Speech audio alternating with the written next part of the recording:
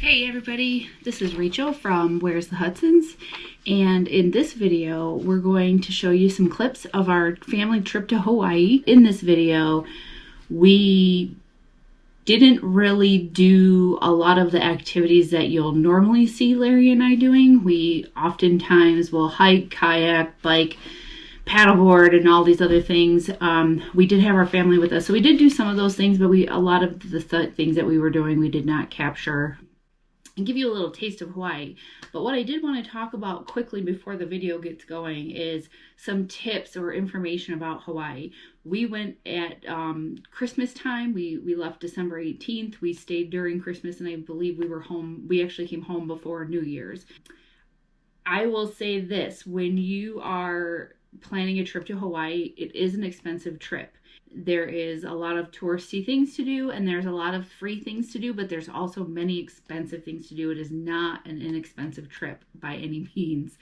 We did take a huge family trip. So we had 12 of us that went, which just amplified the cost tremendously, of course. If you're going with one or two people, I'm sure it's a lot more feasible financially. What I will say is this: accommodations, we stayed on the west side of the island. We were actually originally first booked an Airbnb near the Polynesian Culture Center. We had booked it a year in advance, and the Airbnb host canceled on us a couple months before our trip, which sent me kind of into a little bit of a tizzy, if you will, because finding an accommodation for a large group can be very expensive and difficult to do in Hawaii. We were staying on the island of Oahu, and we really didn't want to be in Waikiki with all the touristy things, but that may have been a better idea. It just would have been much more expensive.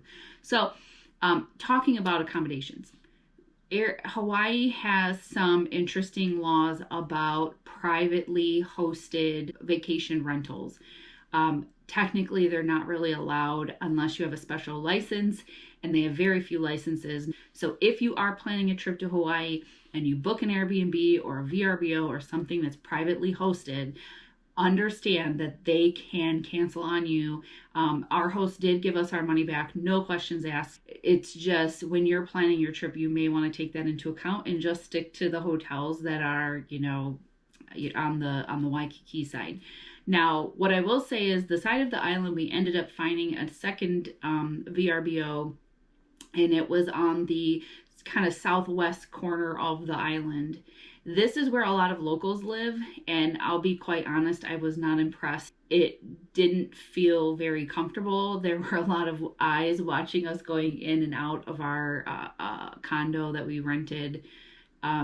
The space that we rented, it wasn't that spacious for 12 people. There were enough places for everyone to sleep, but for us to have a meal, we were kind of all split up within the condo because of the way it was laid out. So that was our personal experience. You may find a completely different experience. There are some really nice hotels on that lower west side of the island, but personally, if I was going to go again, now that I know the lay of the island, I would not stay there.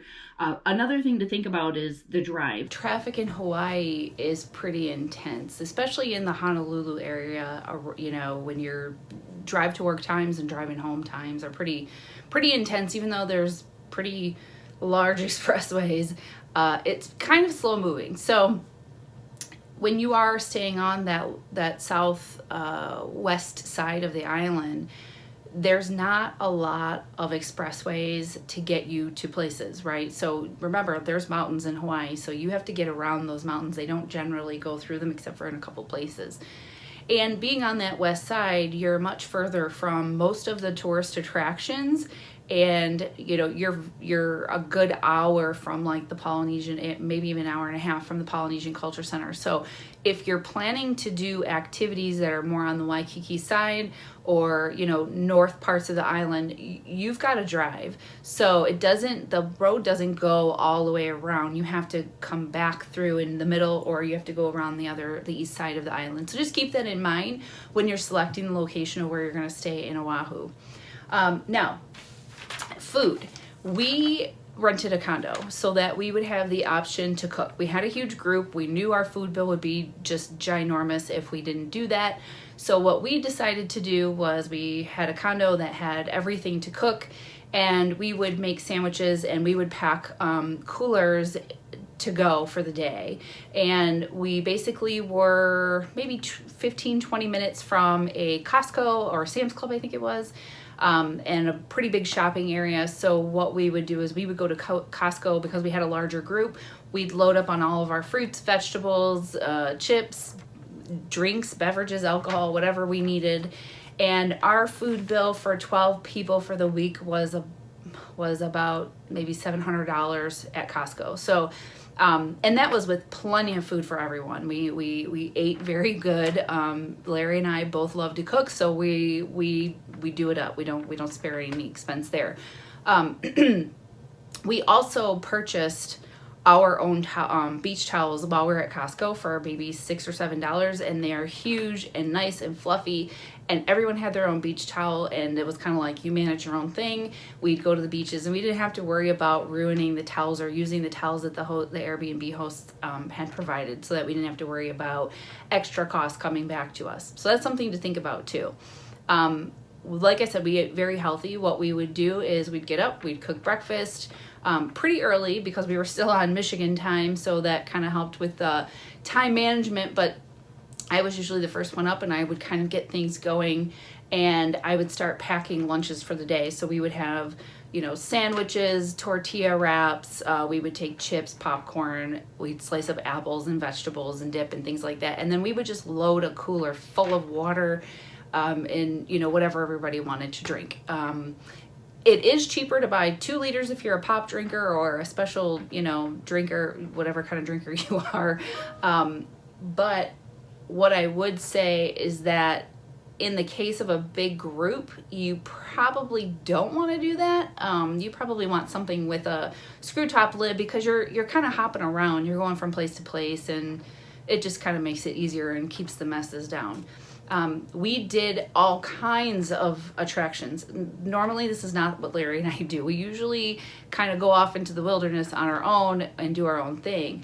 But because we had family with us, I kind of went a little extra, and we did decide to invest in the Go City cards, I think they're called. Oahu does have a Go City card. We did the math on this. At the time, we did a 3-day card.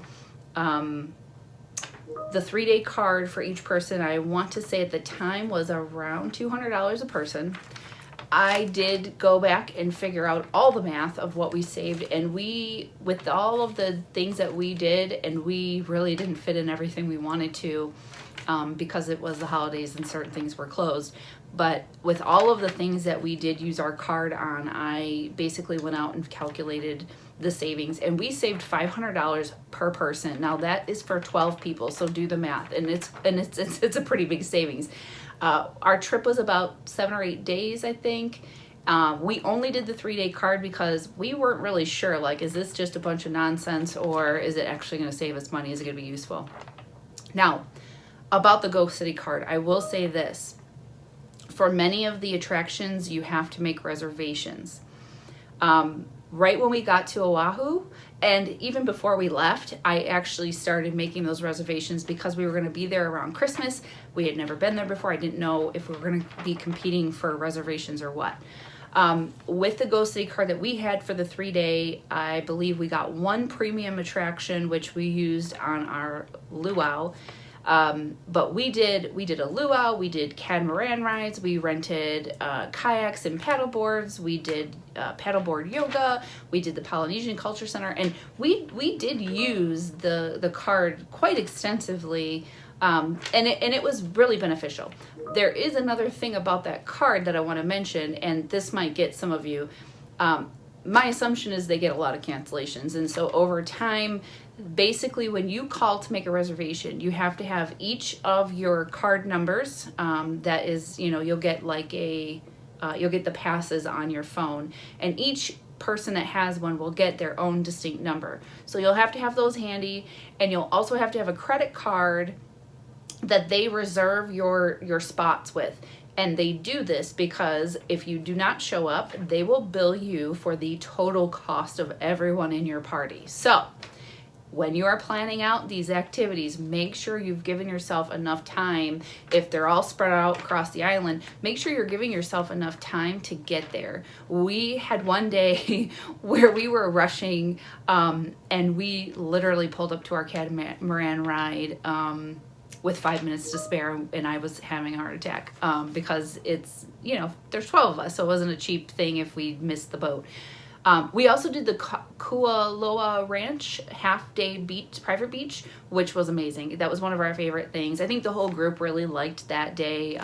It's pretty neat. Kualoa Ranch is a pretty cool place, and I think you can use one of the excursions. They have all different kinds of things you can do. You can do a food tour. You can do horse riding tours. You can do ATV tours. You can do the half-day private beach, which we loved. So there's a lot you can do there. I definitely recommend checking that place out. There are also a lot of free things you can do. So every beach is free. My understanding is that you can also camp on beaches, but understand that Hawaii does have a very large homeless population, and many of them do set up on the beaches. So if you are staying in a beach, if you're going to camp in a beach, or in any of those areas, just be cognizant of that there are people kind of moving around, and you may not want to leave your things there because they might not be there when you get back. So the last thing that I wanted to talk about is time of year. The time of year is certainly going to impact the attractions that you can participate in. While we were there was a huge storm that rolled in. So there was of the 7 or 8 days we were there, we had about 3.5 sunny, hot days where we could really enjoy the water and kind of like swim and do things like that. In December, the waves are huge, right? So if you are not a strong swimmer, they are red flag days. You should not be in the water. If you're going to be in the water, try to find locations where the water's more calm, like in a bay, like Hanama Bay. You can go snorkeling. While we were there, it was actually closed, so we couldn't do it. That was something that we really wanted to do. So you might want to do some research ahead of time to make sure that the time of year you're going, that the things that you want to do are going to be available to you, right? Otherwise, you've spent all this money. Hawaii is a beautiful place. There's a million things to do. I don't think you'll have wasted your money, but if there's something that you're really set on or you've heard from other people, just research it a little bit ahead of time just to make sure that it's going to be open and accessible to you when you are there. There's a lot of different food tours. There are the Dole Pineapple location is there. That was pretty neat. There are so many different things you can do there, and you can literally just go sit on the beach for an entire day and do nothing if that's what you like to do. So just keep that in mind. And there are paddleboarding and kayak rentals that you can do in the more calmer areas. So I definitely check that out if that's something that you enjoy and you like to do. I will note that on Christmas Day, virtually everything was closed except for Diamond Head. And so we went to the Diamond Head hike, and there was nowhere to park. It was so packed that we ended up dropping half of the group off, and the rest of us just kind of drove around and ended up finding a Starbucks and hanging out there because we could not all do the hike, which was a little bit disappointing. And then we ended up just kind of going back to the house, to the condo, and having a little get together and made dinner. So Christmas Day was kind of a wash. That was a little bit disappointing, but this is what I mean when you decide when to go. Check into it. Now, we did not spend a ton of time in Waikiki, but I will say that one of my favorite places we went to was a small beach park called Ala Moana Beach Park. It is, I do have some shots in the video for that park, and I will say this is free to get in. There are a lot of like yoga paddleboarding companies that do, work out of there. It's very calm water. It's in a reef area, so you're kind of like the waves are getting broken. So if it's wintertime where you have a lot of higher waves, that's something to consider. It's a really nice little park. We really enjoyed it. We actually went back a couple of times because we did enjoy it. It was nice soft sand, and all of the island is not nice soft sand, so just keep that in mind. But there is plenty of Oahu that in 8 days we still did not see. So I hope you enjoy your trip. Get out there, do your research. If you have any questions and you need some help planning your trip, we'd be glad to give you any advice we can come up with. or any pointers, or we can, you know, help you with places to stay, things like that, attractions to check out. But hope you enjoy the video, and we'll see you next time.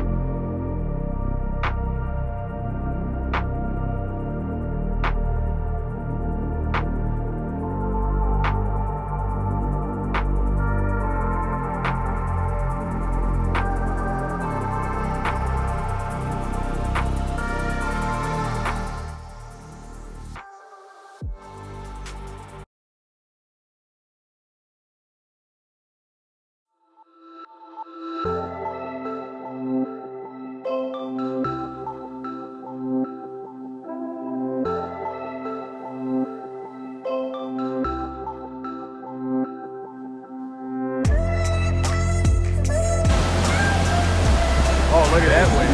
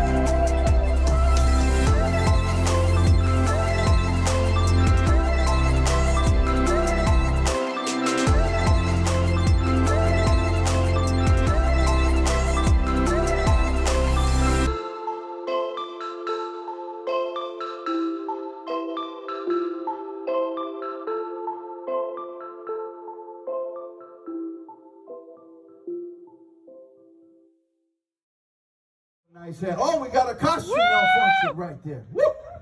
We almost lost you, kind of. That's okay.